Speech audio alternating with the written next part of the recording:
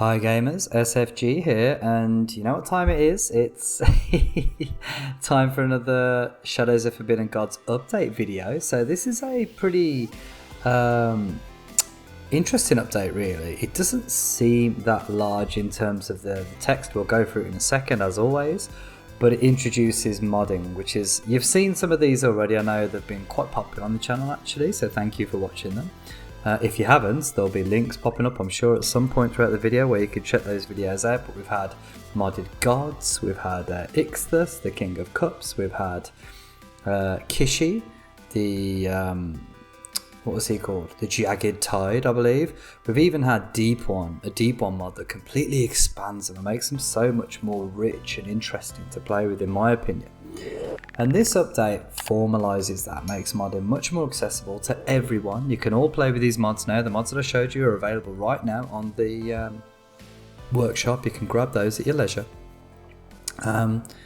There's also two more that I haven't yet shown, but I will be very soon. There's the Void, the Living Void, and there is Chandelure, the Sacred Bloom, I want to say is called. Like basically a god of like nothingness, utter, you know, like literally nothing.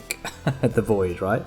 And then the other god is the god of love, Chandelure, which sounds really cool. And I think that god particularly plays on, you say, oh, the god of love, how is that scary? Well, I think they play on like the interfamilial conflict you can have, so I suspect they're very powerful actually in this game. But anyway, this update brings in modding, as it says here, and it formalizes it all, so you can all take a look on the workshop now. And I recommend you do, if you're watching this video and you haven't looked at the workshop, jump on there now and you'll find all the mods that I've been through and those others that I mentioned that I've yet to go through. They're, as you know, they're fantastic, right? If you watch my videos, they're fantastic. If you haven't seen my videos, hopefully check those out, get a feel for them, maybe watch this video first, see what you think, and then if you fancy, I'm quite keen to have a look at those mods, check them out. There's also another mod actually, I believe, I don't know if it's on the Steam workshop yet, but it's around changing the aesthetics of the game, so it updates all the portraits, I think, which sounds really cool. I've not tried that one yet, but I'll be giving that a go as well once I manage to contact the creator. And if you're interested in creating a mod, as I think I've said this a few times, but just in case you haven't watched it or seen, or heard rather, please do get in touch and I'll be more than happy to cover it on my channel and hopefully get the word out a little bit. Anyway, that's enough of the introduction. I think we're going to start off with the video proper.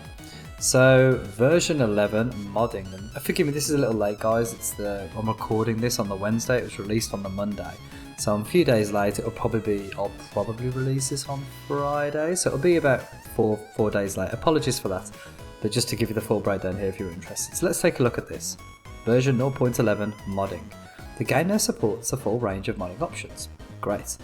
As the game approaches the end of its early access roadmap, especially in terms of major features which will be added, it can now support full C# I think it is, modding without breaking mod compatibility every version. Hopefully, in brackets, yes we do hope. As such, this new version now introduces the full range of mods, letting enthusiastic members of the community contribute their own visions of apocalyptic darkness and Lovecraftian terror, which they're already doing and I love it. Full C# modding allows them to write code to be run alongside the game zone and to add to nearly every part of the game. Already a number of gods are being tested, from Ural's Living Void to Wonderblunder's expansion of the Deep Ones. It's Ural that did the Living Void and Chandelure. Wonderblunder's expansion of the Deep Ones to the demonic Kishi from Duplis, that's right, we covered that, and NPC's Ixthus. Apologies if I missed anyone, the Discord moves so fast and new gods introduced so quickly it's hard to keep, but that is true to be fair.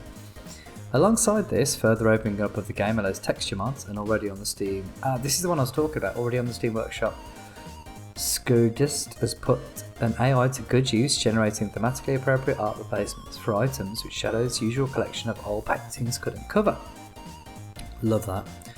This is a very exciting time, and while this update might potentially be a bit bumpy as we work out the last few unexpected issues with the modding process, hopefully nothing too major will come up, it will herald a new chapter for the game. I fully agree with this, it really does. Suddenly the game can just, it already has blown up, but it can just double blow up. It can go even more crazy, right? We're no longer constrained by, I know he's a very fantastic developer, but Bobby and his speed. Bobby can now effectively multiply himself by however many people want to create these gods, change a game, tweak it, and all of a sudden the game can grow arms and legs. If you used to other quite popular modded games such as RimWorld, for example, where there is, there are whole communities built around just mods. That's what I'm hoping this might introduce for this game. It truly allows a community to make the game what they want, and you've seen that with other games. Hopefully, and I'm hoping it happens here too. Sadly, the insect god Ophiocord, I think it's called, has been delayed. It will remain on the beta branch for another version, waiting for some art assets. Yeah, so they haven't got. I don't think he's got art yet for it, which is a bit of a shame, and a bit more work and balancing before it's fully ready. Fear not, it's well on the way and playable on the Steam beta branch if you want to risk more bugs than just the infested fungal monstrosities it introduces. We'll be covering that god once it's released fully. Holy Orders have also been improved a bit. I haven't covered this yet, so this is new, right? With the first pass of a set of divine, in inverted commas, entities which humanity worships. Their trust in these creatures may or may not be well placed, as you can occasionally sway them to your sides if you pay attention to their desires. This feature too will hopefully be expanded in the next update, along with the finishing up of the insect god. Normally I'd have delayed a bit more, but there were so many great mods in such a good state of completion, it felt rude to tell the modders to wait for me to be done with my bit before they could show their work to the general public. And actually, while we're covering, just a very quick congratulations to the developer, Bobby Two Hands. He's now a doctor. You'll see on the Discord if you remember that. It's now Dr. Bobby Two Hands. So I believe he has completed his PhD. So congratulations to you, sir. Hopefully, for us selfish, game players, that means he can develop a little bit quicker. He's no longer sort of half focused on getting his doctorate, half focused on the game, which is great for us. But yes, congratulations, Bobby. Well done on your PhD. Shame to not see it in the news, but there we are. I suppose it's nothing to do with the game, really, to be fair. So let's cover this in detail. Gameplay.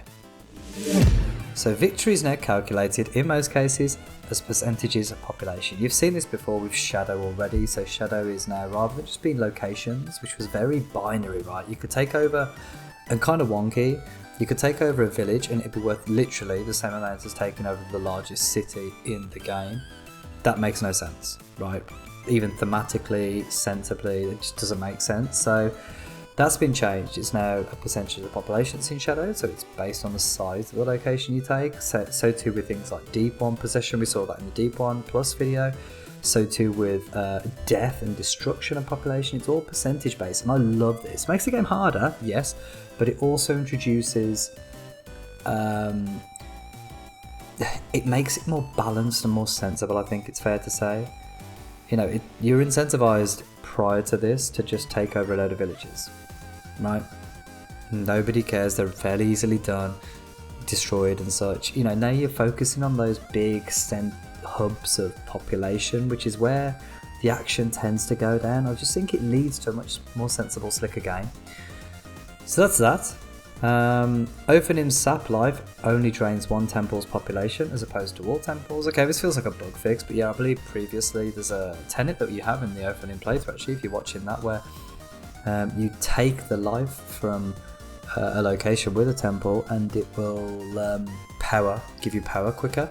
What was happening prior is every temple would do this, give you more power, and it would also well, it wouldn't give you any more power. You could have one temple, you could have 10, you get the same amount of power, but it would destroy population from all of them. Silly, right? Why would you want a temple anywhere, right? So that's been changed. If you force a hero to retreat when attacking you, the default menace profile gain is now low. This is, again, this makes a lot of sense to me. That's a fine balance fix, and it's how it should be to me. The Hunger is now a level 2 blood magic. So the Hunger, how you turn characters into vampires, is now level 2 blood magic. It used to be level 3 blood magic, and you also needed level 2 in Geomancy. Significant, death, forgive me. I think it was death. That's been changed by the looks of things now, which I quite like. It's a lot more accessible. Hierophant's special abilities now cost 40 complexity, so they take longer, right? But add 50% of their intrigue to the progress per turn. So they actually finish overall quicker, and it means that you don't have to rely on one Hierophant that's totally lore biased and another that's intrigue biased. You can get away with a mix and mash, generally intrigue for Hierophants. This makes things quite a bit easier for Hierophants. They're becoming There used to be way back. There used to be like a must-have. They're going back to that, I think. Like Hierophants, just their ability to mess with rulers is so powerful outside of the Asta.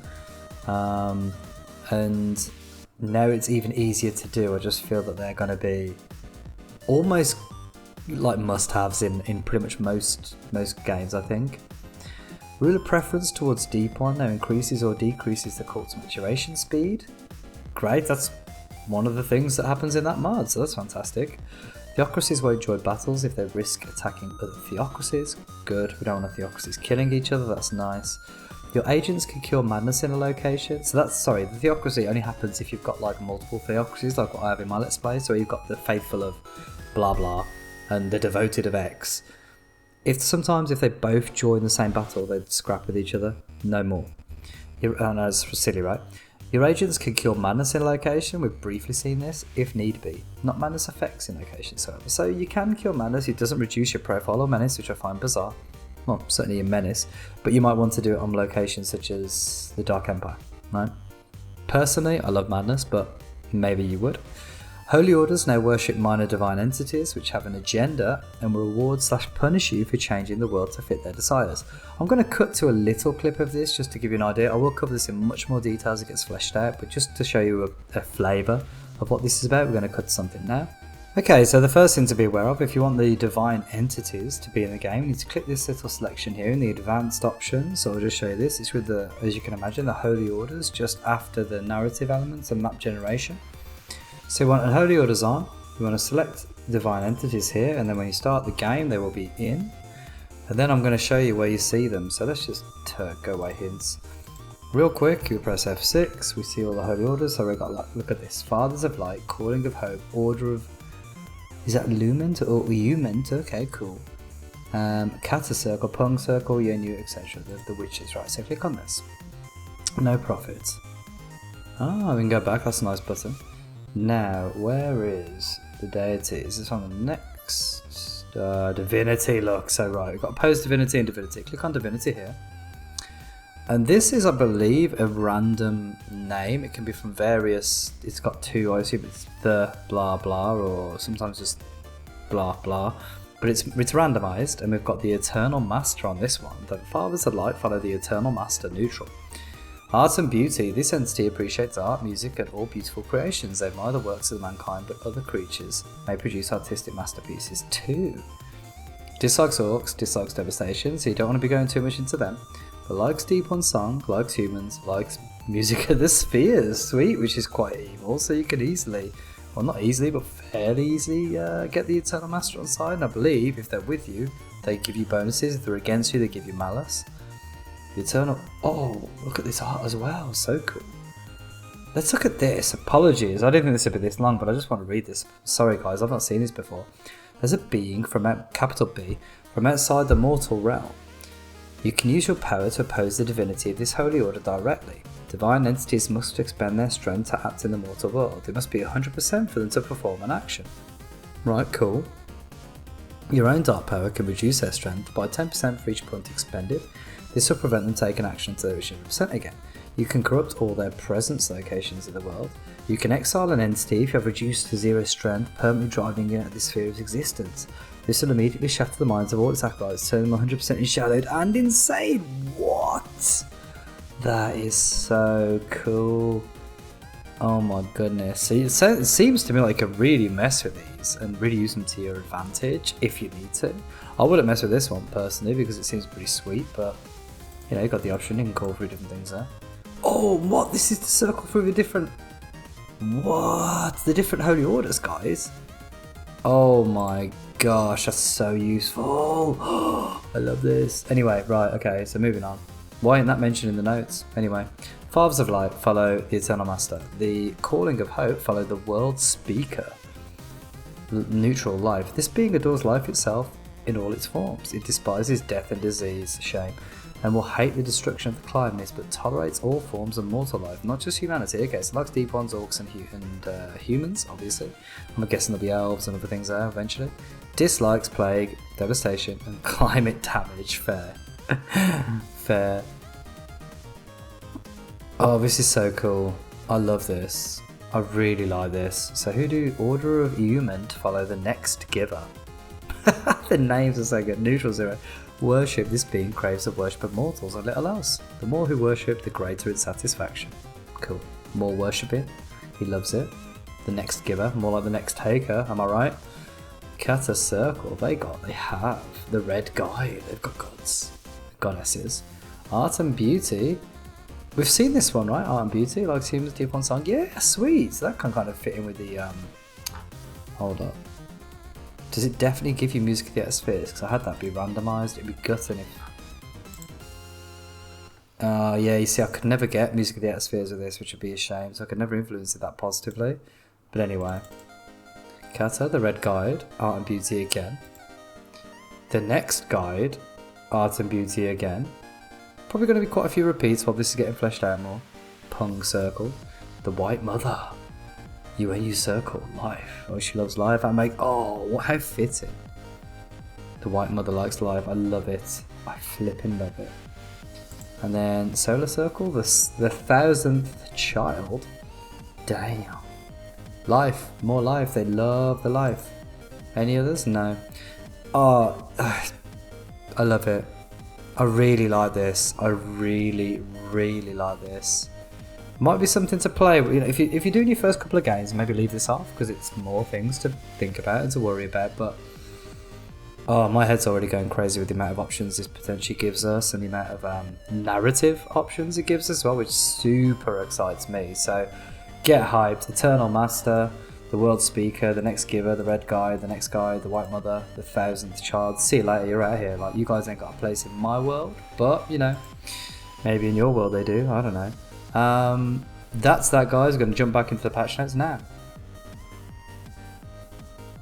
Welcome back.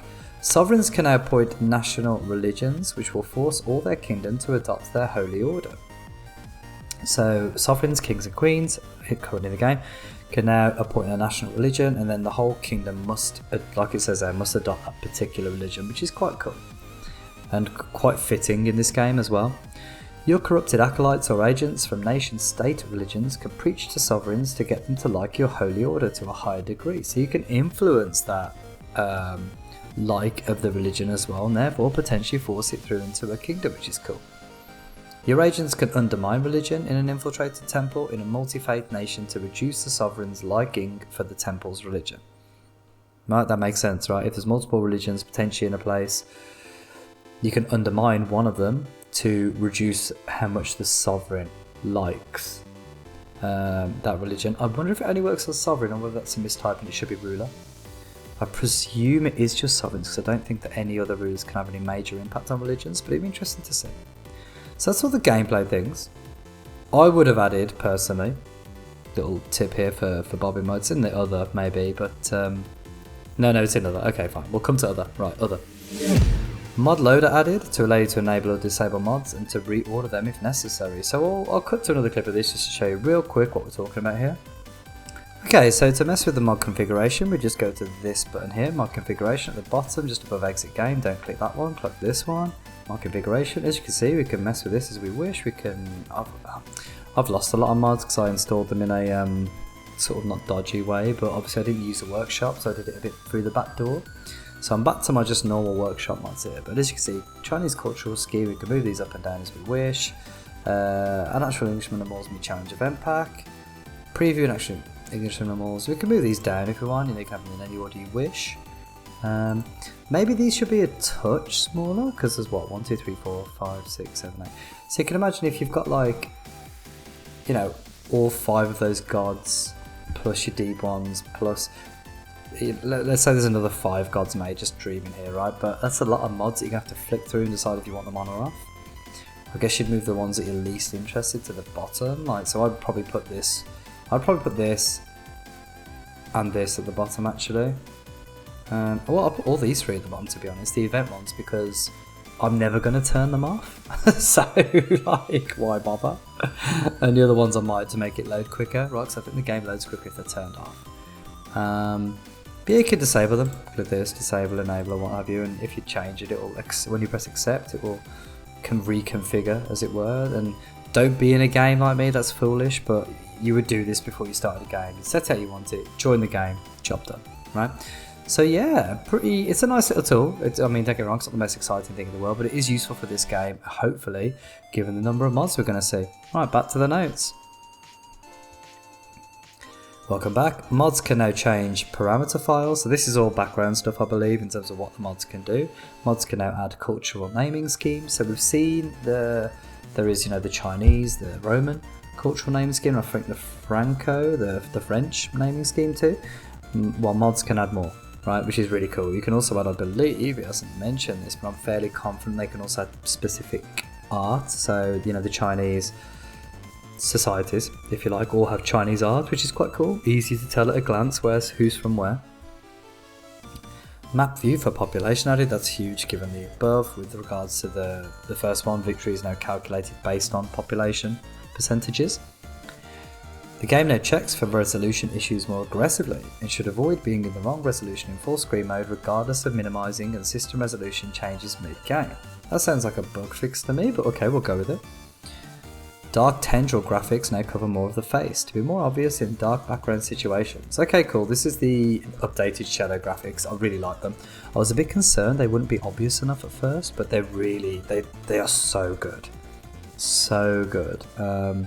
Yeah, and they really work well.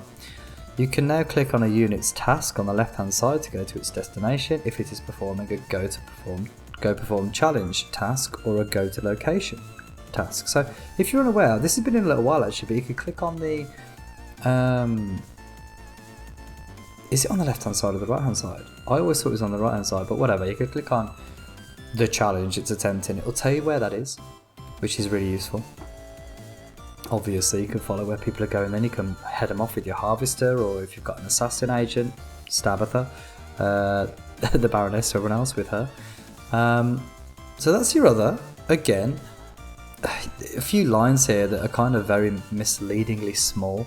This is all huge. What mods can do now is incredibly vast, as we've gathered. Bug fixes. The fun part. Holy Orders can't be turned into Dark Empires. Great. That's silly because you'd be getting like 5 points, 6 points in location, which is crazy money on the old VPs there. Fixed graphical issue with Orc Warlords. Good. I think they sometimes appear as normal humans. I think I've seen that one actually. You can no longer perform Unite the Hordes while either horde is at war. Cool. That would have been a bit cheesy. Fixed Easta's mechanics description. Yes. So he now, when in the end game, the final power, it's rather than get the book back here and do the ritual to win the game. That's what it says. It was something different that would no longer been in the game for a number of revisions. It actually says get the book, do a thing, you can make everybody mad, which is how you win really with the Asta. Ghasts and other uncontrollable evil units can no longer be stolen from. Sweet. Don't know why you'd ever want to steal from them, but it's good to take it out, just confuses people. Witches' covens can now turn into deep one sanctums. Cool. Love this love for the deep ones. I wonder if that's got anything to do with the mod that we've seen. Organised Descent now properly ends on the death of the ruler. Organised Descent. Right, okay, so yes, that's the security reduction challenge. If you do that and the ruler dies, it stops being. That makes sense, that's very thematic. Bugfix is also how it's described on the tooltip. Bug fixes to orc expansion behaviour in locations with ancient ruins. So maybe they couldn't expand there, I think, perhaps, because it was considered taken by the ruin. I guess now they can. Attempts at reducing the risk of clicks outside the game causing undesired inputs. What? Attempt at reducing the risk of clicks outside the game causing... Oh, right. So, I see. So, you may have seen that very early in my opening playthrough, if you haven't seen it, there'll be a thing popping up, blah blah blah, standard stuff. But in my opening playthrough, in the very first episode actually, my supplicant, who was unnamed at the time, is now called the Voice, decided to just, in my opinion, randomly attack a hero. Screw you, I'm going to attack your hero. Took a ton of menace and profile for it. Gained a hatred, I think. Really gave him a bit of a bad start to the game. Also wasted time. I suspect what he's saying here is that was caused by me clicking off the game, because I've got two monitors. One of them's for the YouTubes and the chat and stuff. The other one's for the game. I suspect I was clicking around on the YouTube stuff, click back into the game, he did something then. right, where I was clicking off screen. That's what I think that means. Fixed bug with the Asta power gain, not giving the 33% amount gained. Okay, cool. So yeah, there was a instance where you wouldn't gain any power from the Asta when he didn't have the bug down, which has been fixed. Because he should always gain something, even if it's low. Lalo can no longer cause profile menace to increase. Cool. It shouldn't, ever, but that's curious. Acolytes will no longer consider curses such as Deep One or the Hunger as not a holy task. Ah, because you can write on with it, because now then, yeah, because holy orders are linked with deep ones potentially, and obviously the hunger, as again we know from the opening playthrough, that can absolutely be a holy task, so they now consider it such, which is great. Typing into the map filter should no longer move or scale the map. Sweet. That's a very nice quality of life thing there. When you type into the filter, it was like swinging around and stuff, which was frustrating. Well, not frustrating, just odd. Good that that doesn't happen anymore. Fixed bug in Insanity. Cool, don't know what that was, but it's gone. Great, happy days. So again, guys, just to sort of reiterate here, maybe not the largest of I'm not upvoted this. Let's give it a nice upvote. There we are. Maybe it doesn't feel like the largest update, but trust me, you're probably aware of this already, but this update is massive. What this gives us, if you like, the players, it is like a dream. We get all of a sudden, we've got true modding. Already we've got 5 gods, 1 expansion to a key mechanic, there's more stuff on the way, one texture mod. It's crazy, the things that we can now do in the game, and it'll only get better. I promise you guys, and as it does, I will put videos up, I'll go through those mods and I will tell you how good they are. So yeah, I think this is one of the best updates I think I've seen in any game ever. The amount of support, he's not written a... It's not the most, it's useless to someone like me who doesn't really know what they're doing. Although saying that, I think Ural's, who did the Living Void and has done Chandelure, well, again, gonna cover, I don't think he had any experience with C# before. Just getting into this, and he was so committed and so passionate, he just got it done. So I guess, with enough effort, you can learn it, right? But he's done a guide. It doesn't mean massive amounts to me, but I think for someone that's got any slight bit of knowledge about coding, it will really open the floodgates for you, make it quite clear what you could do. And Bobby's took his own time to do that. He wants the community to be able to, well, Dr. Bobby I should say, but he wants the community, I think, to start making mods, right? It just makes the game so much more alive, so much more fresh, so much more varied. So good. I mean, the game's varied for me anyway, but it's another level now. It's truly another level. Anyway, right, I've whittled on enough. I'll shut up. I don't want this to be a million hours long, so I'll stop talking. Hopefully I will have already done my next opening playthrough, but if not, I'll be coming very soon, I promise. Hope it's likely to be the final one. And we will cover some other bits and pieces, particularly maybe on these Holy Order expansions, and obviously the mods that I have yet to cover at a later date. As always, if you like the video, please hit the like button. Honestly, all this stuff helps. It might sound ridiculous to you just listening to this now, but trust me, if you can spend the time just to click that like button, it's a massive help to me. If you're not subscribed and you enjoy my content, please consider it. It really does help the channel as well. And if you really want to support, there's all that membership stuff. There's various ways you could throw money at me if you're so inclined, right? But don't do it if you can't afford it, obviously. Thank you ever so much for watching this video, guys. Hopefully this has been interesting, and I will see you on the next one. Take care.